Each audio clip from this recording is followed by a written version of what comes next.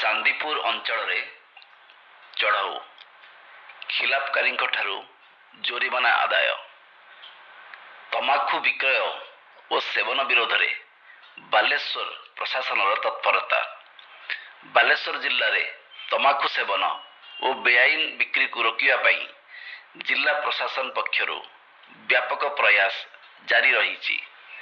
ସ୍ୱାସ୍ଥ୍ୟ, ପୁଲିସ ଏବଂ ଅବକାରୀ ବିଭାଗର ଅଧିକାରୀମାନେ ମିଳିତ ଭାବେ ଏହି ଗୁରୁତ୍ୱପୂର୍ଣ୍ଣ ଜନସ୍ୱାସ୍ଥ୍ୟ ସମସ୍ୟାର ସମାଧାନ ପାଇଁ ଅନେକ ଜନଗହଳି ସ୍ଥାନଗୁଡ଼ିକରେ ଚଢ଼ାଉ କରାଯାଉଥିବା ଜଣାପଡ଼ିଛି।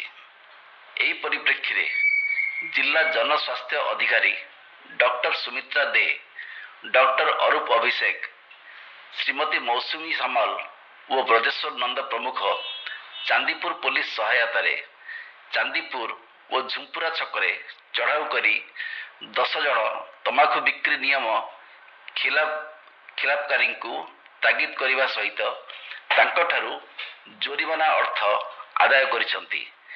ଏଥିସହିତ ଖାଦ୍ୟ ପଦାର୍ଥ, ତେଜରାତି ଓ ଭେରାଇଟି ଷ୍ଟୋରରେ ଖୋଲାଖୋଲି ଭାବରେ ତମାଖୁ ଦ୍ରବ୍ୟ ବିକ୍ରି ଉପରେ ବିକ୍ରେତାଙ୍କୁ ସଚେତନ କରାଯାଇଥିଲା। ଜାତୀୟ ତମାଖୁ ନିୟନ୍ତ୍ରଣ କାର୍ଯ୍ୟକ୍ରମ ଅଧୀନରେ ଚାଲିଥିବା ଏହି ଚଢ଼ାଉ ଅଭିଯାନ ଆଗକୁ ମଧ୍ୟ ଜାରି ରହିବ ବୋଲି ଅଧିକାରୀମାନେ ସୂଚନା ଦେଇଛନ୍ତି। ଚଢ଼ାଉରେ ସମ୍ପୃକ୍ତ ବରିଷ୍ଠ ଅଧିକାରୀମାନେ ଏହି କାର୍ଯ୍ୟାନ୍ୱୟନ ଜନସ୍ୱାସ୍ଥ୍ୟ ସୁରକ୍ଷା ପାଇଁ ଏକ ନିରନ୍ତର ଆଭିମୁଖ୍ୟର ଅଂଶବିଶେଷ ବୋଲି ଗୁରୁତ୍ୱାରୋପ କରିଛନ୍ତି।